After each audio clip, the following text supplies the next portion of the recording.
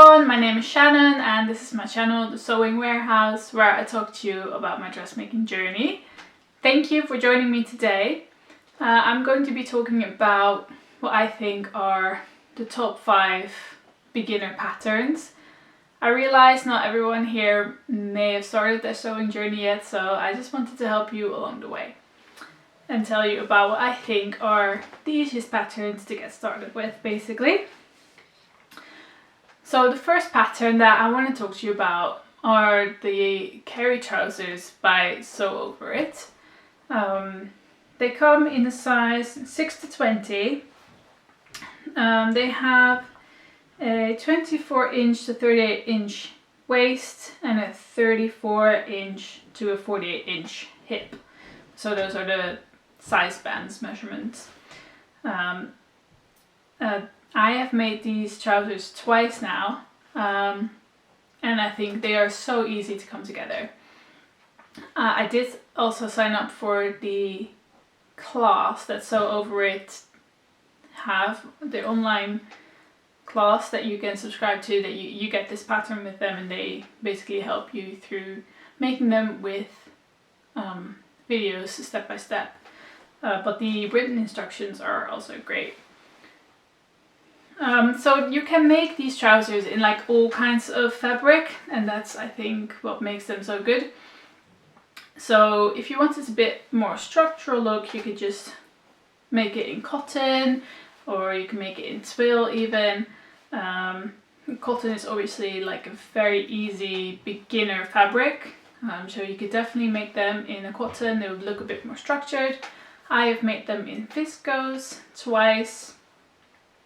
And it just gives a bit more flowy look, so I wear it more in summertime. Viscose can sometimes be a bit slippery when you start sewing, but I've never had experienced issues with sewing viscose, so I don't think you should either. Now,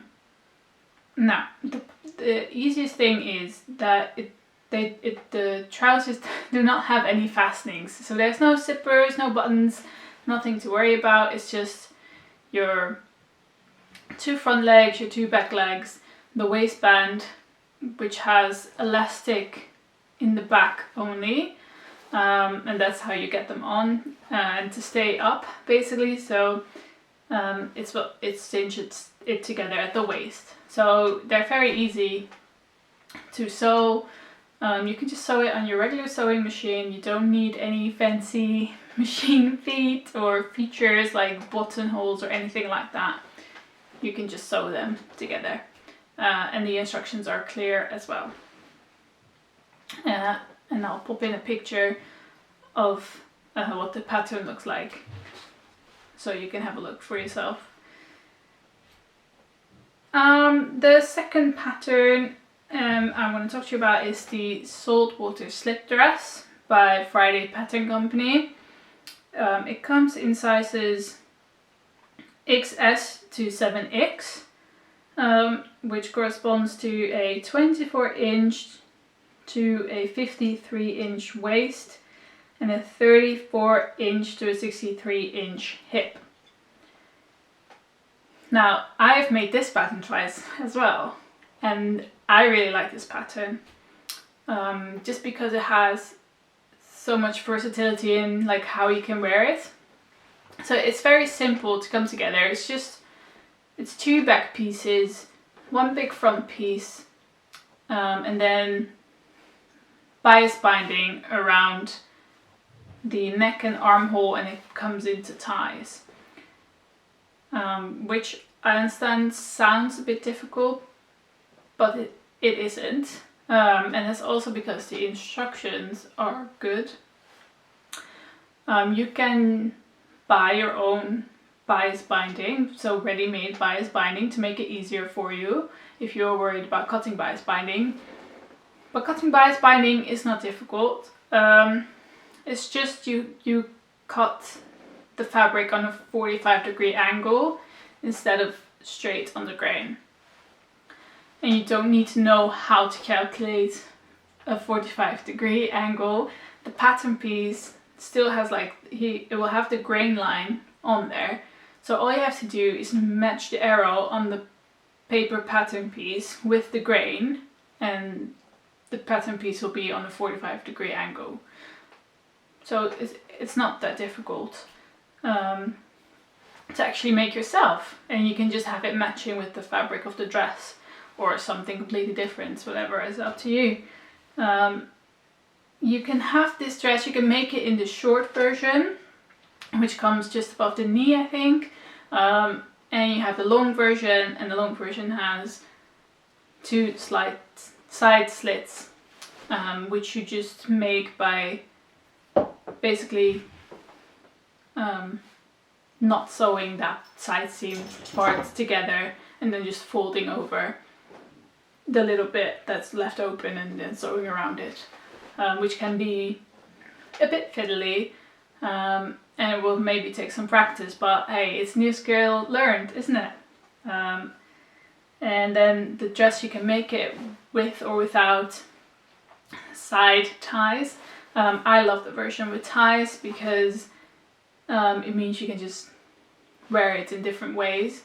So it's not a fitted dress, it's quite loose, but with the ties it means you can make it fitted, so it gives you a bit more shape if you want to. Now the fact that the dress is not fitted makes it so much easier to make, because you don't really have to worry about like your measurements and getting the fit right, because it's super easy, it just hangs on the body, and then you make the shape with the ties, so you can just tie it however tight you want basically to make it for the fit. Yeah, so that's that one.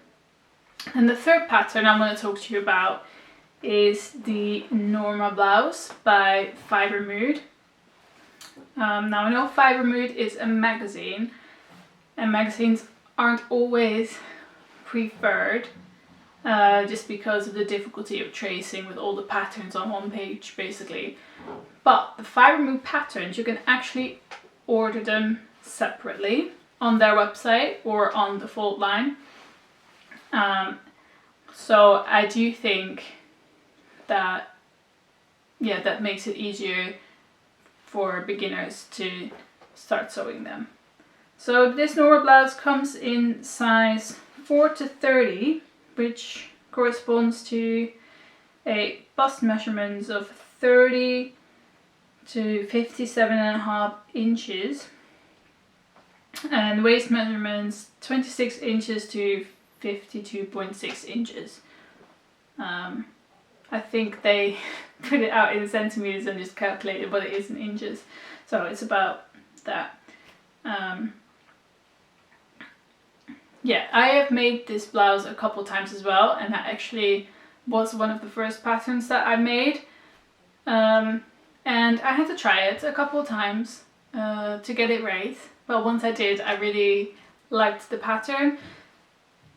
The construction is not extremely difficult. The instructions could be better, but I think by just doing it step by step and working it out and seeing what it looks like, it just makes your brain think about the construction a little bit more, because it's a little bit more difficult, so it will challenge you a little bit, which I've always liked. So it's just a simple blouse. It doesn't have a collar like this one, it's colorless, so that's easy. It does have a button placket, so it'll have buttons down the front, which I know it can sound daunting to sew buttons, but I think every machine I've encountered does have the option to do buttonholes. So even if they're not automated, it should be quite easy to follow the steps on your machine to get a buttonhole. Yeah, I mean, what's the worst that can happen, right? You just mess up a little bit. Well, you just learn, isn't it? Like, that's how you learn to be better. The only tip I will give about buttons is that to make sure that every button is in the middle of the placket, even if they're not really maybe lined up as much as you would like. But the buttonhole really needs to be in the middle of the placket, otherwise the fabric is going to bunch and it's just going to look horrible. Trust me on that. I know.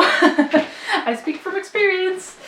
And other than that, it just has these lovely poofy sleeves that just it doesn't have a sleeve cuff, but it has like bias binding on the sleeve, which again, there's a pattern piece for it. So don't be stressing about it. It will come together. It will look nice. So yeah, and then it's just the button placket goes into a facing around the neck, and that's how it's how the neckline is finished. So yeah, it should come together really quickly, and it's really easy. And it's very versatile. Like, you can make it in a cotton, again, which is easy to sew. You can make it in linen, which is quite stable. I guess you could make it in a viscose, looks a bit more drapey. So yeah, I have made it in cotton a couple of times, and I just really like how it's a bit more structured, how it sits. But yeah, I think I will make a linen version coming soon as well, because I just really like how it looks, basically. And it's very easy to adjust the pattern as well. So it's a bit of a cropped blouse, but it's very easy to just lengthen the pattern, which is what I did to make it suit me. Then the next pattern I'm going to talk to you about is the Stevie from Tilly and the Buttons. It comes in a size 1 to 15, which corresponds to a 24-inch to 53-inch waist and a 33-inch to 61-inch hip. Now, I have not made this pattern before myself, but Tilly and the Buttons pattern company, their instructions are amazing. So I've made like 4 or 5 things from Tilly and the Buttons, which are a bit more advanced than beginner patterns. So I just chose one of their beginner patterns, but their instructions are amazing. So you will not struggle for 1 second when making a Tilly and the Buttons pattern, and that's why I put this on the list. And again, you can make this in a lot of fabrics. I do think the dress looks nicer in a bit more stable fabric, so like a cotton or linen or a chambray. It just, yeah, gives it the right shape. It holds the shape a little bit better, I think, than if you would do it in a fabric that's a bit more drapey. But that's my personal opinion. Like, you can make this pattern in any woven fabric that you would like. As a beginner, obviously, like, cotton is just the easiest fabric to work with. It does whatever you want it to do. It presses really easily. So I can definitely recommend for first project to use cotton, just because it's easy. And then from then on you can then build to different fabrics.